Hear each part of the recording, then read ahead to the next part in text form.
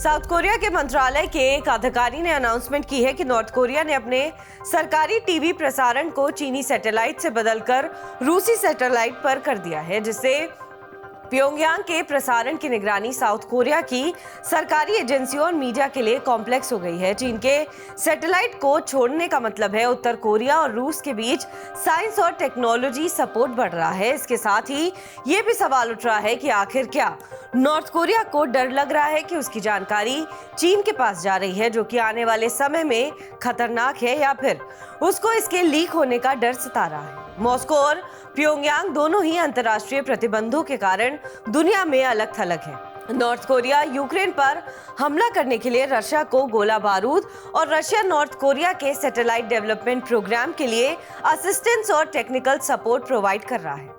हाल ही में रूसी राष्ट्रपति व्लादिमीर पुतिन ने जून में प्योंगयांग का दौरा किया, जहां उन्होंने किम जोंग उन से मुलाकात की और एक व्यापक रणनीतिक साझेदारी पर संधि की, यानी treaty on comprehensive strategic partnership पर साइन किए हैं, जिसमें कहा गया है कि यदि किसी पर भी हमला होता है तो दूसरा देश उसकी सहायता करेगा।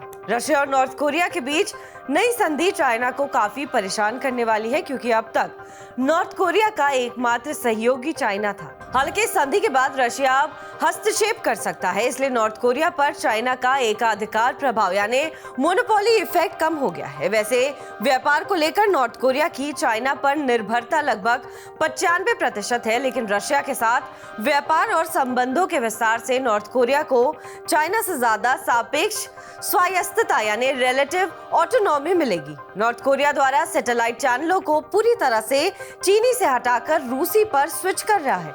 ये सिंबॉलिक फॉर्म से उस पर चीन के प्रभाव को कम होना दिखाता है। हालांकि मॉस्को प्योंगयांग सैन्य संबंधों पर बीजिंग ज्यादातर चुप रहा है। किम के साथ शी की आखिरी मुलाकात जून 2019 में हुई थी, जब वो नॉर्थ कोरिया के दौरे पर गए थे। नॉर्थ कोरिया पर चीन कुछ हद तक प्रभाव बनाए रखने की कोशिश करेंगे, लेकिन मॉस्को और प्योंगयांग के बीच घनिष्ठ संबंधों की वजह से वो उस पर दबाव नहीं डाल सकते।